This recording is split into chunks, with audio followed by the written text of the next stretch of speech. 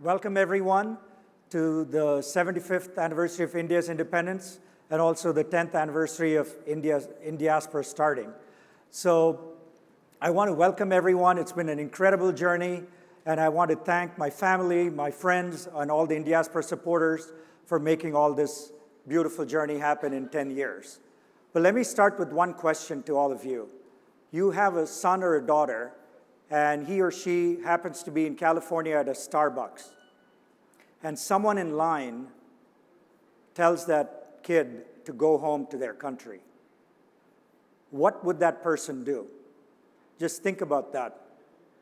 What that calls for is to have institutions that support our community, that work with our community, integrate with local other communities, and really form an institution not just for us, but also for generations to come.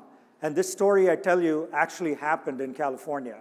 And this girl, my friend's daughter, was born in California, an American citizen who got told to go home.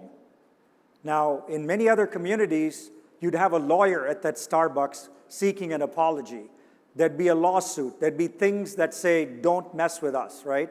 And that's the kind of reason that Indiaspora was formed, was to really build a thriving institution that did a lot of good for the community, gave back to the community, and really formed that partnership. Okay? So some people have said, what is the organization's name? How is it pronounced, right?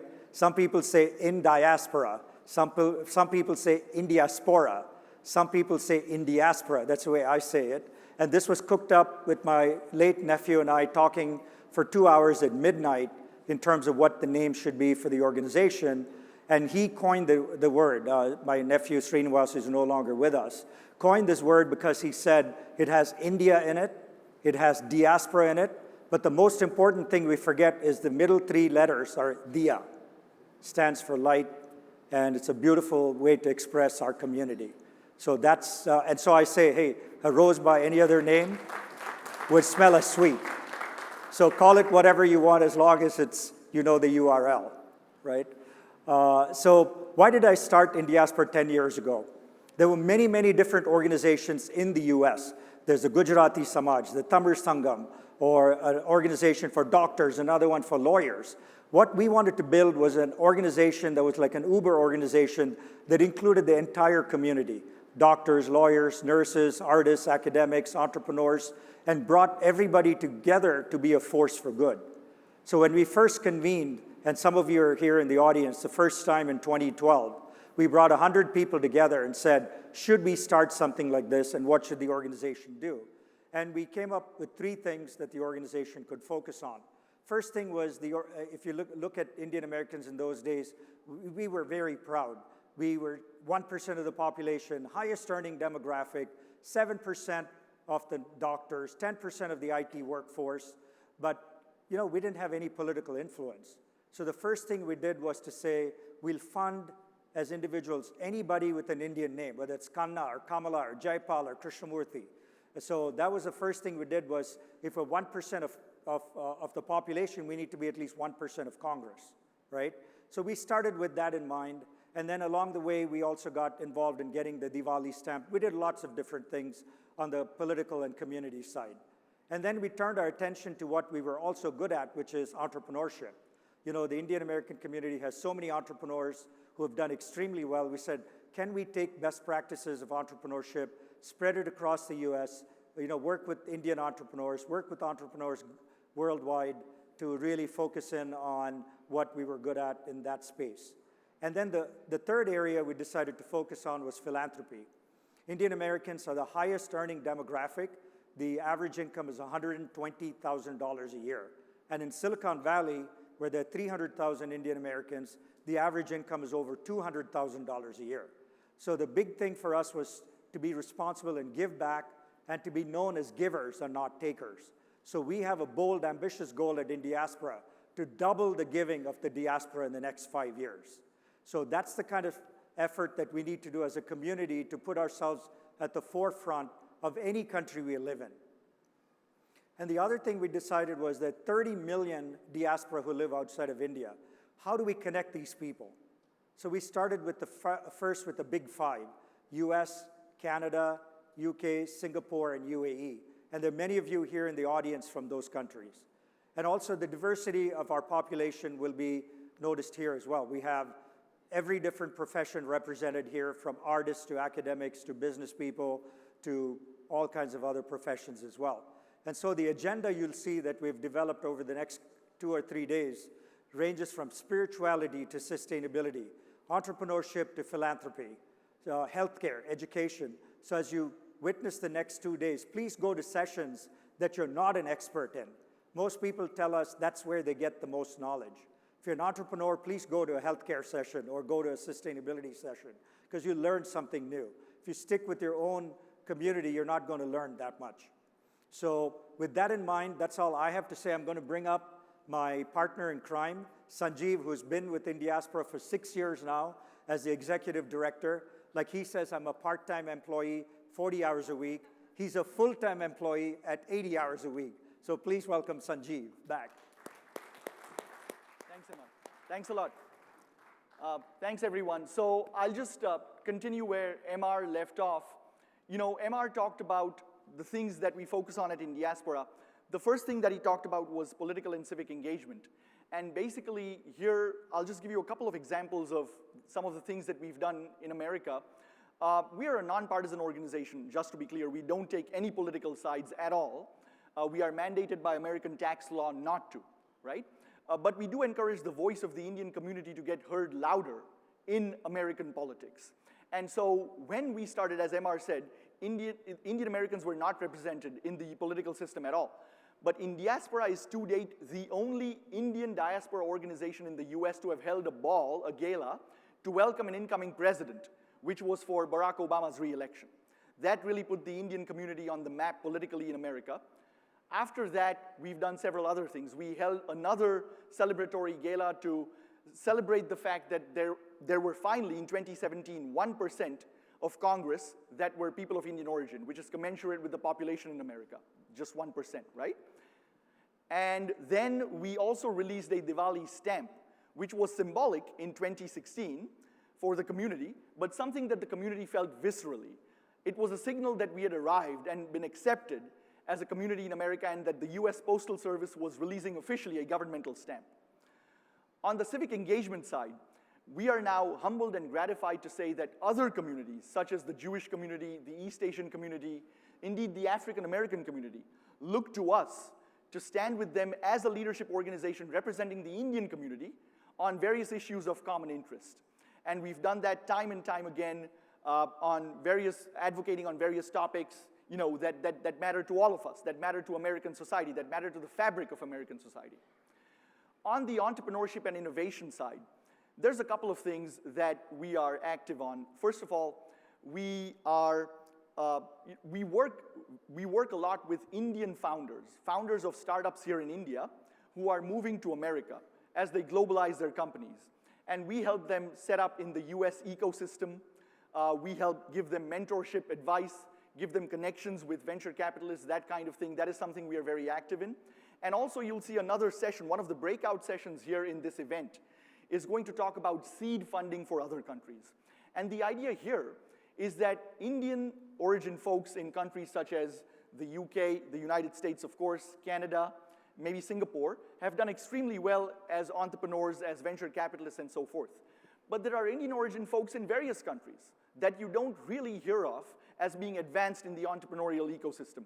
You know, one can think of, let's say, I'm just giving you examples, Fiji, Suriname, Guyana, Tanzania, etc. So can the Indian community, the Indian diaspora, in the countries where they're advanced in the entrepreneurial ecosystem, get together and help provide advice, mentorship, guidance, sit across a table, maybe create a seed fund for Indians in other countries so that they can be engines of employment and job creation. It's all about tying it back to the force for a good idea, right? Then on the philanthropy and social impact side, there's a couple of things. One is that, as MR said, we believe in giving back to India, and we also believe in giving where you live. And a couple of examples of what we've done here. So in terms of giving to India, during COVID, which really ravaged India and America in such terrible ways, we, with sort of in coalition with other organizations, set up various committees and did various fundraisers that raised $15 million for both India and the United States. And several organizations that we work with, I'm delighted to say, are present in the room here today. And we are so happy to have them. Organizations like the Wish Foundation, Goonj, Give India, and many others. Another thing that we've done is on the Giving to India side, we have just recently signed a strategic alliance with Give India, a joint venture between Indiaspora and Give India. And there are employees of the joint venture that are here today, headed by Ashish Shah, who is the CEO of the joint venture. Ashish, if you'd like to stand for just a second.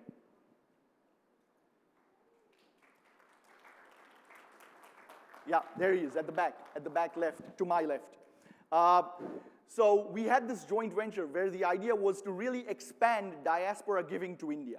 And we are working actively on that. We are in the early stages of conceiving a business plan and so forth.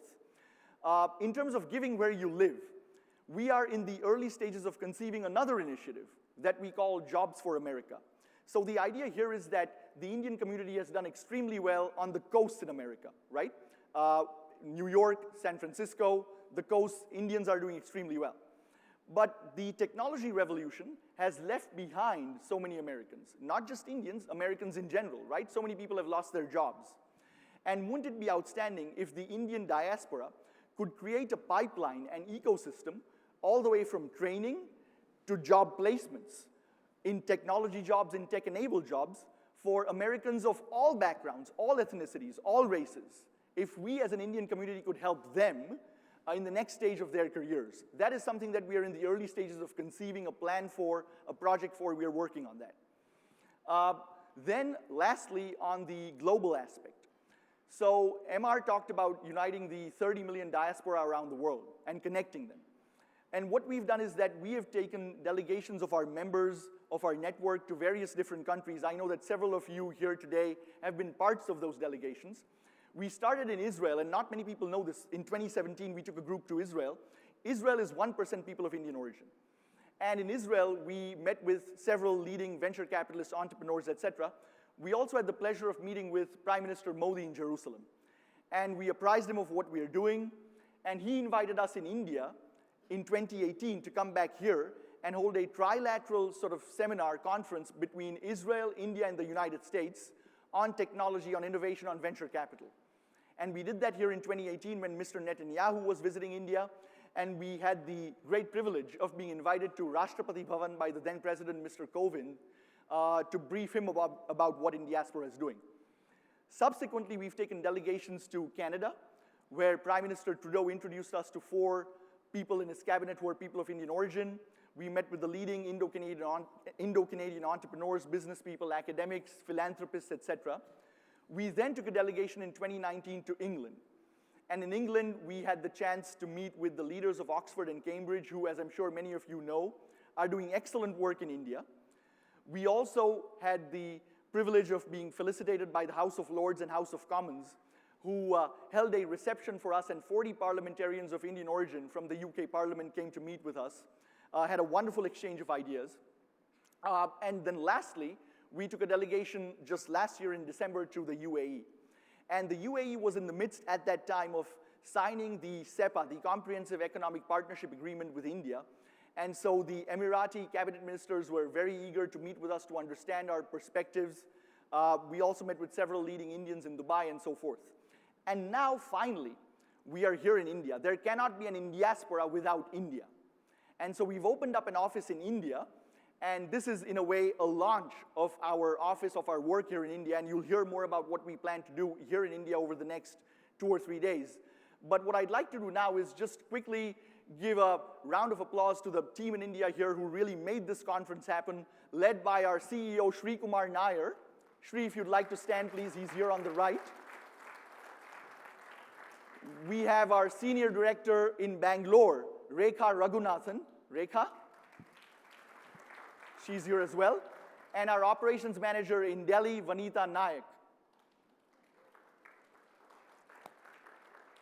Vanita is probably outside assisting some of the registrants. And we've been helped by a team of interns. We've been helped by folks on our team in the US. Raka Mukherjee is here from California, representing our team in the US. And we have Tessa from the US who couldn't join us, unfortunately, because of some family circumstances. But that's in a nutshell who we are, what we've done.